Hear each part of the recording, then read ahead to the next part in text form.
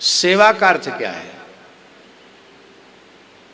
बोले सेवा का अर्थ हमारे गुरुजी कहते थे, सेव्य के सुख का निरंतर विचार।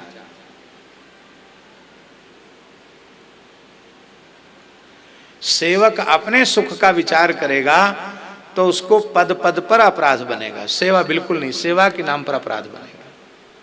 वो अपने सुख के विचार को सर्वथा तिलांजलि दे दे, केवल सेव्य के सुख का विचार करे, वही सेवा है।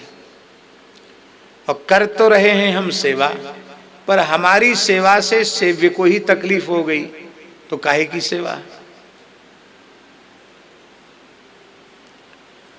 वो बताए, उन्होंने कहा कि वर्षों तक हम अपने पूज्य गुरुदेव की सेवा में रहे, अंतिम क्षण तक। कहते हमारे गुरुजी ने कभी यह नहीं देख पाया कि ये हमारे आसन को कब ठीक करता है, आसन में कमरे के सामान को कब व्यवस्थित करता है। यही बिल्कुल जैसे के तैसा सजा धजा कमरा। कैसे कि गुरुजी जितनी देर स्नान करने जाते, बाथरूम में शौचालय में जाते, उतनी देर में तो नया चद्दर लगा के सारा काम करके एकदम सब ठीक। फिर भीतर तब तक हमको समय का मालूम था। फिर गुरुजी को स्नान करा के वस्त्र पहनाते, गुरुजी आकर के विराज जाते।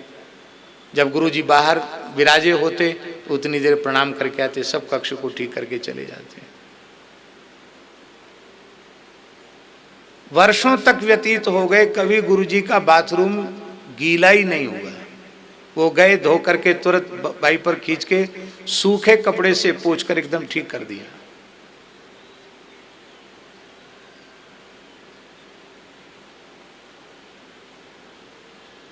और जब गुरुजी भगवत धाम प्रयाण किए, बोले अपनी मधुर मुस्कान से वो मेरी ओर देख रहे थे।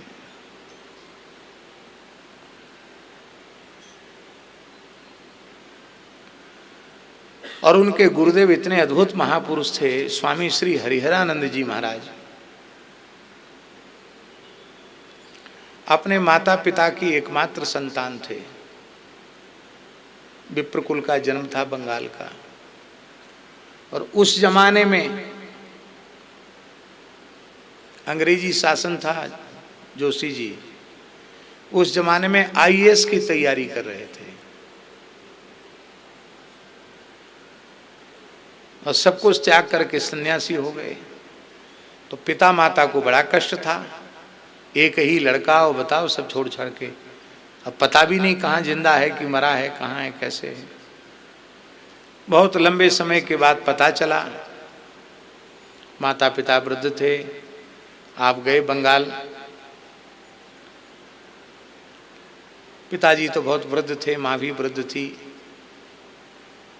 बहनों बहनों के सबके विवाह हो चुके थे। घर की कुल देवी थी भद्रकाली, वहाँ उनका कुल देवी का पूजन होना था, नवरात्रि का अवसर था।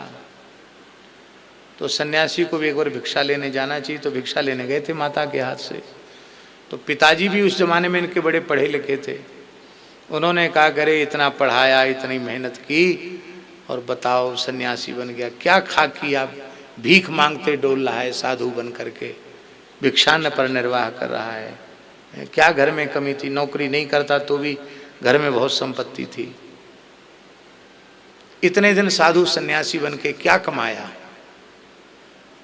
तो उन्होंने कहा, आप मैं सेवा तो आपकी नहीं कर पाया, लेकिन क्या कमाया ये आप पूछ रहे हो, तो आप चाहते क्या हो सो बताओ, क्या चाहते हो आप? बोले तुम्हें अनुभूति हुई? बोले हाँ। तो हम लोगों को अनुभूति भद्रकाली की कराओ। आपने तुरंत भक्तिपूर्वक भद्रकाली की प्रतिमा का अर्चन हो रहा था, आपने तुरंत भद्रकाली को दुर्वा क्षत पुष्प लेकर के जैसे ही आवाहन किया, भगवती साक्षात प्रकट हो गई। मांग लो वरदान, जिसको जो चाहिए वो सो। साक्षात भगवती भद्रकाली प्रकट हो गई। तब पिताजी ने हृदय से लगा के कहा कि अब हम बहुत प्रसन्न हैं, अच्छे सन्यासी बने, कोई बात नहीं, अब कभी मत आना, भले हो गया तुम्हारा काम।